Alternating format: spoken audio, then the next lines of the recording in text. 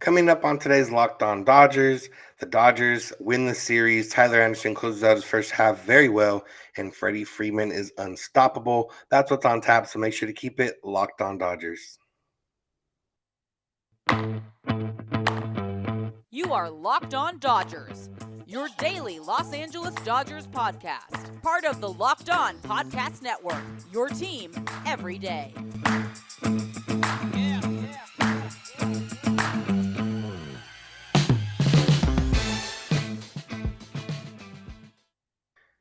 Yo, Dodger fans, welcome to Locked On Dodgers. We are part of the Locked On Podcast Network, the number one local sports daily podcast network. Locked On, your team every day. We are Locked On Dodgers, and you can find us wherever you find your podcasts and on YouTube simply by searching for Locked On Dodgers. And you can make it easy on yourself by subscribing in those places, and you'll never miss a day because you know we're not going to. If this is your first time listening or watching, I'm Samperio. I usually have a co-host with me, Jeff Snider, but today it will just be me. And Jeff and I are both lifelong Dodger fans that have spent some time covering the Dodgers in the press box and in the locker room. But we're also just guys that watch the Dodgers every single day, and we cover it with the podcast. So that's what we're here for. That's what we do. We talk about the Dodgers, and that's what we're going to get into because the Dodgers won the series. They were 9 outs away from losing the series on Wednesday, and then they ended up coming back as we talked about yesterday, and then they changed pace a little bit on Thursday by taking a lead and holding that lead. And yeah, it was a good game, fun game. Dodgers win 4-0. Tyler Anderson goes 6 scoreless innings. Freddie Freeman continues his ridiculous tear. Will Smith continues to show why he's the best catcher in baseball. And we're going to talk about all that. And we're going to talk about Tyler Anderson's incredible first half. I mean, yeah, he struggled a little bit, or not struggled, but gave up 3 runs the last game. But Tyler Anderson so far for the Dodgers has been way more than the 8 million that they signed him for. He closes out his first half of the season at 10-1 with the 2.96 ERA, 81 strikeouts, 1.02 WHIP in 97.1 innings. Other than the first 2 times he pitched this season, which came as a piggyback for Tony Gonsolin, he's been starting ever since, and he's been giving the Dodgers exactly what they need in terms of length and in terms of effectiveness. I mean, ever since his first few appearances, 4 innings, 4 innings, 4.2, 5 innings, 5 innings. But ever since May 12th, he's going 6 innings, 7 innings, 8 innings, 6 innings, 6 innings, one clunker, 3 innings, 8 1/3, 5 innings, 6 innings, 6 1/3, 7 innings, 6 innings. I mean, he's going 6 innings pretty much every time out consistently and giving the Dodgers that length every 5 days that they haven't necessarily got. They didn't get it from Walker Buehler early on, and then Walker Buehler got hurt. Julio, they weren't necessarily getting the length from Julio early on. Now they're starting to get it from him. Tony Gonsolin starting to get deep into games. Tyler Anderson pitching deep into games, and he's been a savior. We could talk about first half MVPs when Jeff and I will probably talk about that coming up on Monday's episode, but if you talk about unheralded, I mean, it's hard because Tony Gonsolin's the other guy you're going to talk about him with. But, at least with Tony Gonsolin, he's pitched well before. He just had never pitched this well in terms of length and pitching deep into games. But for the most part, ERA wise, he's right on top.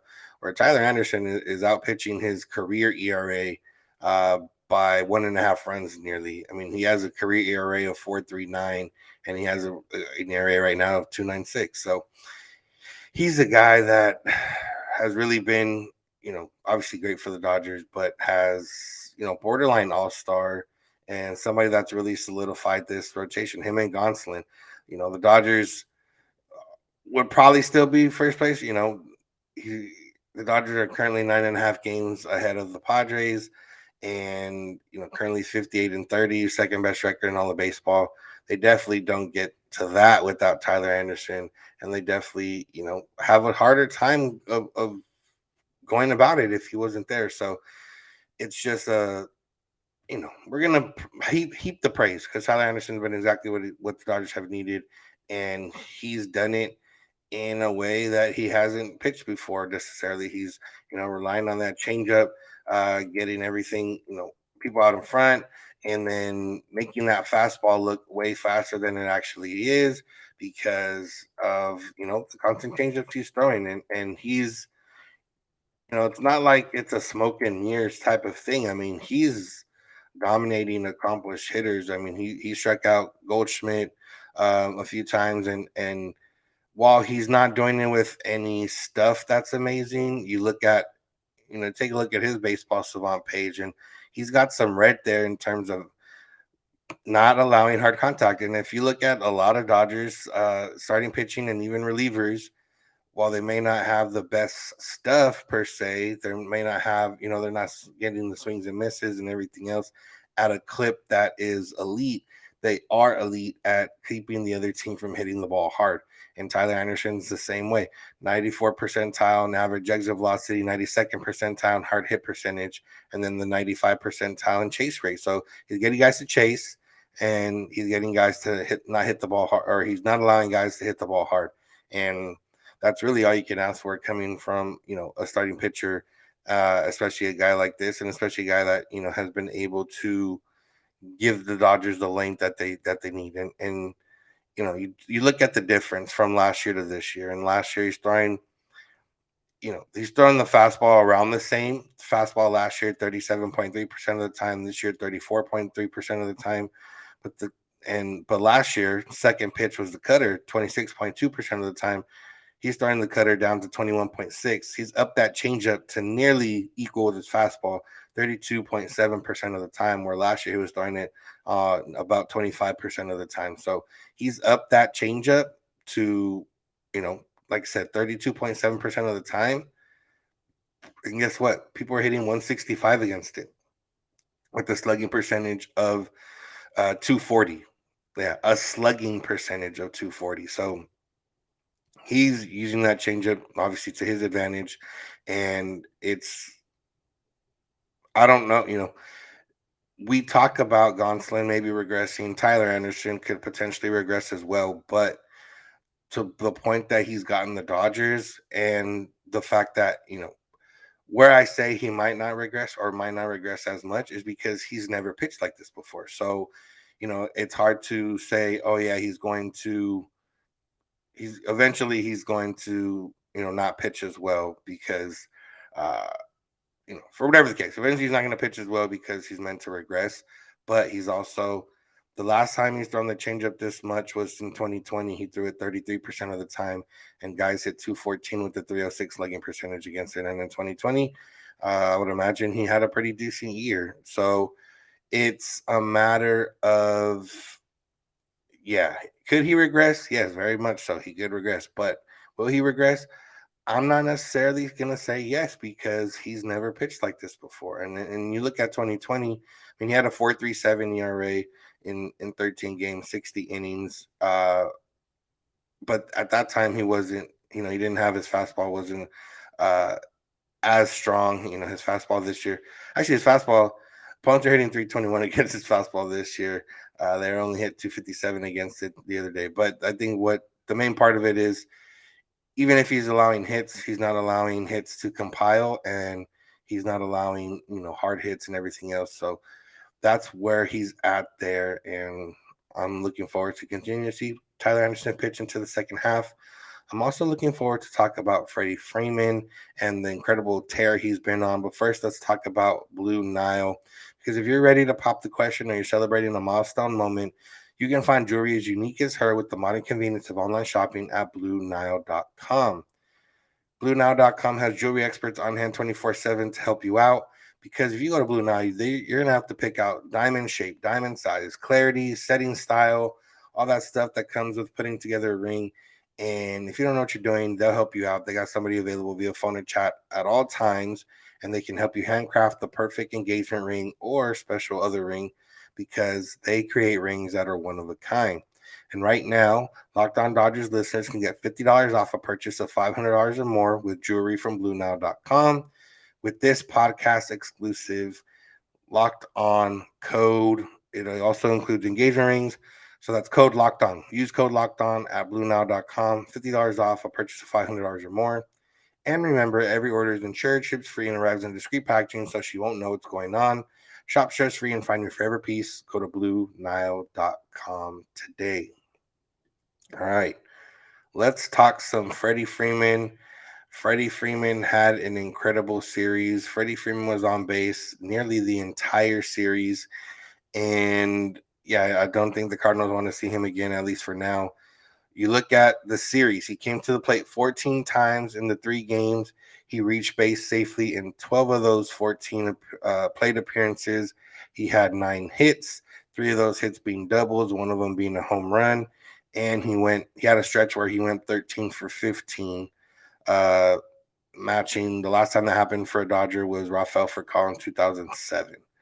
And all this comes off the heels, I tweeted out yesterday, comes off the heels of just another article from that writer from the LA Times that basically called out his emotional stability. It comes after not being named to the All-Star team. Now, originally didn't believe he was a huge snub. I believe, yeah, he had the numbers that would have warranted an All-Star appearance, but it wasn't an egregious snub. But now you look at the numbers, and the snub's a little more egregious because he went from hitting 294 to hitting 320.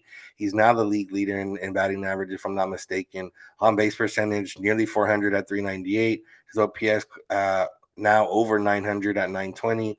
And then now he's got the power numbers to kind of go with it now. 12 homers, 56 RBIs, league leading 30 doubles. And Freddie Freeman, if Tyler Anderson's been exactly what the Dodgers needed, Freddie Freeman's been exactly what they believed they were getting, and maybe even a little bit better.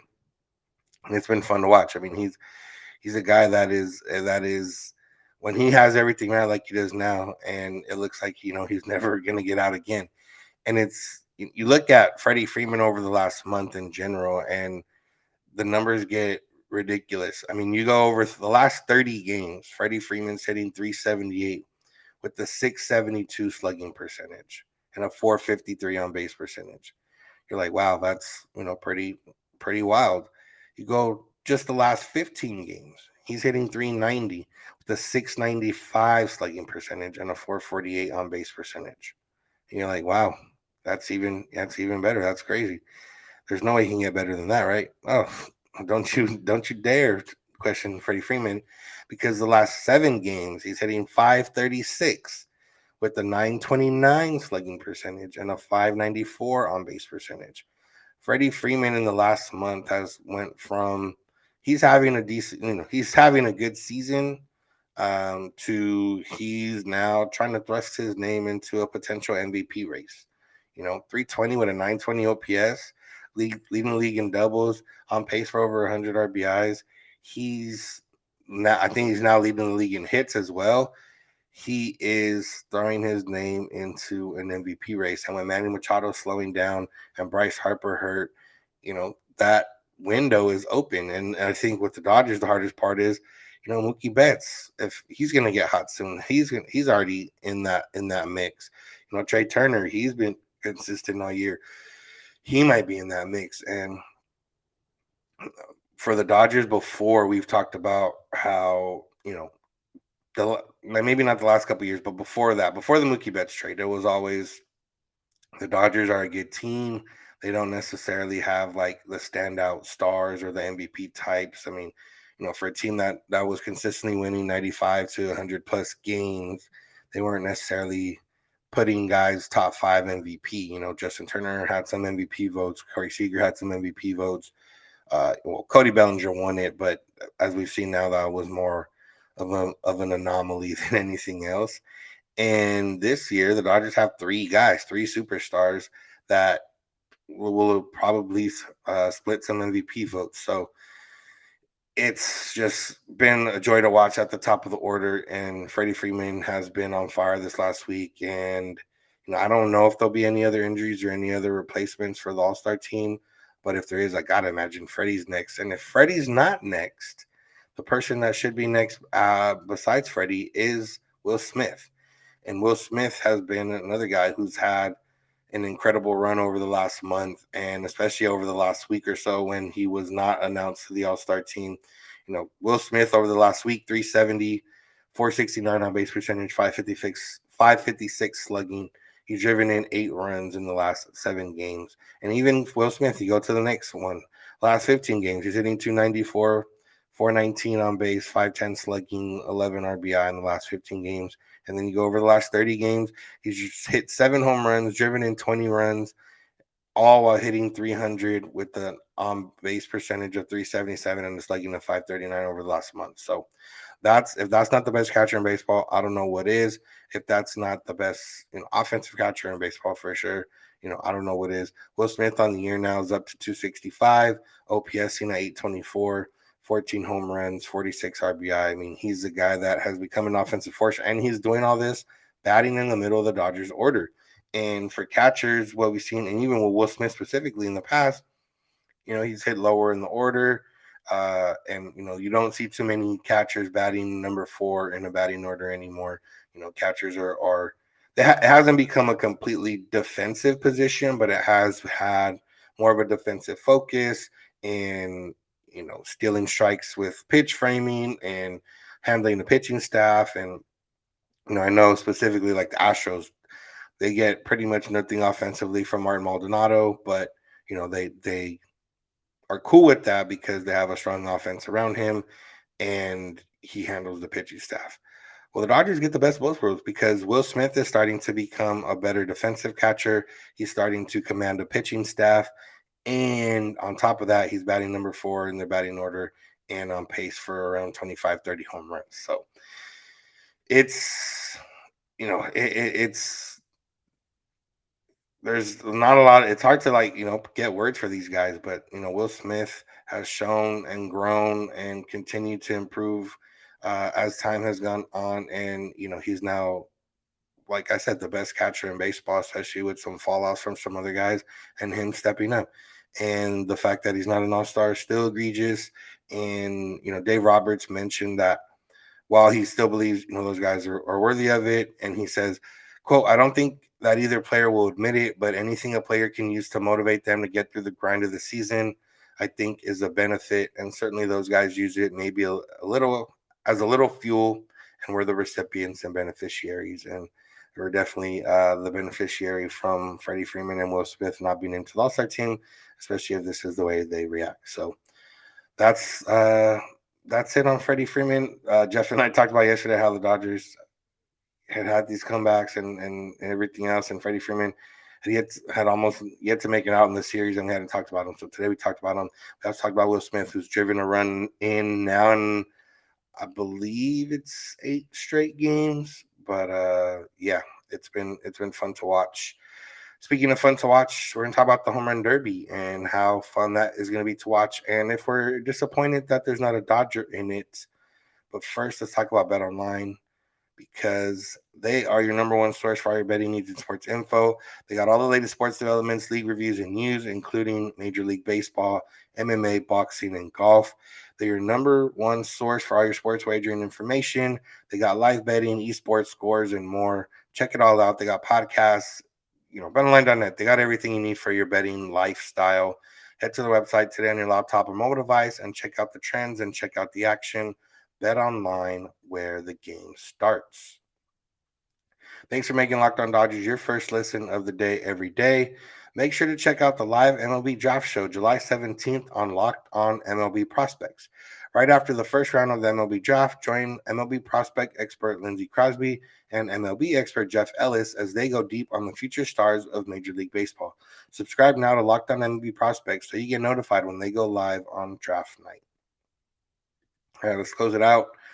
The field is set for the home run derby, and there are no 2022 Dodgers participating. There are two 2021 Dodgers participating. And as I joked about on Twitter, future 2025 Dodger and Juan Soto. But the field is complete after Corey Seager became the last player to announce that he was participating. And well, Seager, Pujols is in it, but I don't think anyone expects too much of Pujols. Seager being in it, I know some Dodger fans I saw on social media were saying, okay, like now we have at least somebody to root for. I don't feel that deeply connected to Corey Seager like that. And while I do think he's going to do well, I know he did well in his previous time in the Home Run Derby. It was a little bit of a dud for me in terms of the last player. I think it's because I wanted Sten and I wanted to see Sten hit some balls over the pavilion. Um, but yeah, it's the field is stacked. It's Seager and Pujols and Juan Soto and Ronald Acuna Jr. and Pete Alonso and Jose Ramirez and Kyle Schwarber. I mean, it's a deep field with some big names and some players that are good at home run derbies or that have done home run derbies before. No Shohei Otani, which is a little bit disappointing. No Stanton, which is a little bit disappointing. But either way, it's still a strong thing. And the home run derby uh, is not losing the firepower like the you talk about NBA, you talk about the slam dunk contest. I mean, it's become just which young guys go out there and not too much going on, and it's not as fun as it used to be. The home run derby, since the format change, has been fun. Since that, more guys are participating, or not more guys, but they've had some pretty solid participation, and this year, especially so with some of the biggest names in baseball. So, home run derby is going to be fun, and I've seen people upset. It's kind of funny. Usually, when the Dodgers have someone competing in the home run derby or going to compete in the home run derby, you see complaining because they're going to ruin their swing and blah blah blah and all this other stuff. And then this year, no Dodgers are in it, and I see the opposite complaining where it's like, there's no Dodgers, it's in LA, blah blah blah. They should have a Dodger, all that kind of stuff. And this is what I'll say is, would it have been fun to have a Dodger in it, to root for? Yes. But I don't necessarily think the Dodgers have, other than Max Muncy, who's did well before. He didn't make it out the first round, but he had a really great first round. The Dodgers don't necessarily have anyone that excites me in terms of like pure home run derby. Mookie Betts would be fun because it's Mookie Betts, and he does have power. But when when I think of home run derby, I don't think of like, Mookie Betts necessarily. When I think of home run derby, I don't think of Trey Turner. And some people might say, "Oh, Freddie Freeman." Freddie Freeman's hit 30 plus home runs before. I think 38 topped out. But I don't necessarily consider Freddie Freeman a home run hitter. I consider Freddie Freeman a very good hitter who hits home runs. Same Mookie Betts, very good hitter who hits home runs. Trey Turner, the last few years as well, very good hitter who hits home runs. But I don't necessarily, I don't think anyone's going to batting practice early in order to see any of those guys hit.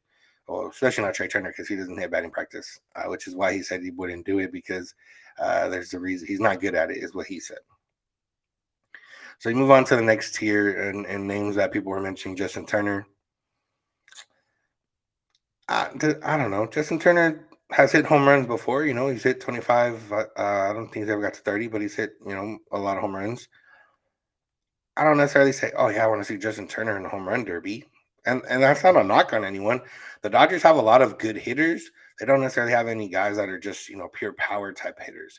Edwin Rios, now him, I'd want to see in home run derby because I know he can hit the ball far and he would, be fun in a derby atmosphere. It sucks that he got hurt. I don't think he would have got asked anyways just because they've had some big star power. But if they did want to have a Dodger in it and Edwin Rios was healthy, I do think that would have been a perfect match. The other name people were mentioning was Will Smith. And like I said, Will Smith, love Will Smith, best catcher in baseball. He doesn't hit majestic home runs. He's a good hitter, he's a good hitter. And I'm sure he would do well in the competition. But when I'm thinking of home run derby, I'm thinking of guys that are known for power and for hitting the ball. Now you might say, oh, well, Juan Soto's not known for that. But Juan Soto's swing is violent and lends itself to home run derby atmosphere. And we saw last year. Last year. It's good. You might say, oh, you could say Ronald Acuna Jr. And I'll be like, well, his swing is violent. and lends itself to a home run derby. You know, Pete Alonso's swing isn't necessarily violent, but he mashes, and he's already won twice. Kyle Schwarber mashes. Pujols, that's more of a legacy pick. I don't expect too much from Albert Pujols. Corey Seager saying, you know what? You know, some of his home runs were majestic in a way, but he's not a guy that's hitting, 450 plus on a consistent basis. He's a good hitter. He's a 300 hitter who hits home runs. Doesn't necessarily excite me for this type of event. Jose Ramirez as well, doesn't necessarily excite me for this type of event. He's a very good hitter, but I don't think of Jose Ramirez when I think of home run derby. And everyone is obviously entitled to their opinion. This is my opinion. So I think it's fine. The Dodgers don't have anybody. I don't think necessarily. I think if they would have put someone in other than Mookie, Trey, Freddie would have had the star name, the star power, and probably would have done decently in the event, or maybe not Trey Turner. He said he wouldn't, but I don't think of them as, oh yeah, that's what I want to see in a home run derby, because they're just good hitters who hit home runs. Max Muncy, yes, was a power guy. He's a guy who's hitting 35 plus home runs, not hitting anywhere near 300, and he's done well before. But he he's been hurt and then not effective, and I doubt he would want to have done it this year, especially if his elbow still bothers him a little bit. Will Smith, Justin Turner, not necessarily who I think of when I think of home run derbies. It would have been Edwin Rios, but I mean, realistically, probably Trace Thompson and Jake Lamb would put on better shows in terms of a home run derby. But realistically, nobody's clamoring for Trace Thompson or Jake Lamb to be in the home run derby. So home run derby field is set. It's great. That's on Monday, Dodger Stadium. I'm looking forward to seeing baseballs flying all over the pavilion. Hopefully some Loge home runs. We get some Loge home runs. We'll definitely get some field level home runs, and hopefully the pavilion gets cleared at least a couple times. So that's gonna be Monday, and that's gonna do it for today's episode. Thank y'all for listening. Thank you for making Locked On Dodgers your first listen of the day every day. For your next listen, check out Locked On MLB Prospects. They got their draft show on Sunday, and usually host Lindsey Crosby is talking about the future stars of tomorrow in a different capacity, and he's always good because he's a prospect encyclopedia. So check that out. All-Star Weekend starts on Saturday. The Dodgers play it. MLB needs to figure it out. Teams play through the weekend, through Sunday. The Dodgers actually have Sunday off, but they play Saturday when the Futures game is going on at Dodger Stadium and when the Celebrity game is going on at Dodger Stadium. And I don't know. I think they need to give the weekend off or put the Futures game on the Wednesday next week when there's nothing going on, because you're not doing a service to anybody. But in the Futures game, Diego Cartaya, Bobby Miller, and Miguel Vargas will participate. Got the Celebrity game. Bad Bunny will be in the building in the Celebrity game on Saturday. Sunday's the draft. Monday, home run derby. Tuesday, All-Star game. So if you're going out there to Dodger Stadium for any of those events, it's going to be fun. I'll be out there for sure. Probably more than likely credentialed for work. So it's going to be fun for me. So thank you all for listening. Thank you for making Locked On Dodgers your first listen. Tell your friends, tell your family, everybody else, any other Dodger fans in life, if they need a podcast, we got them. You can find us on social media, Twitter and Instagram at Locked On Dodgers. Jeff is on Twitter at Snydog. I'm at Vince Samperio. If you need to DM us on any of those accounts, they're open. If you need to get hold of us other ways, email lockedondodgers@gmail.com or voicemail text at 323-863-5625. We're here every weekday morning, and we hope you'll be with us when you get in your car or if you're at home. Take my device, play podcast Locked On Dodgers. And remember, you don't have to agree. You just have to listen. Have a good one.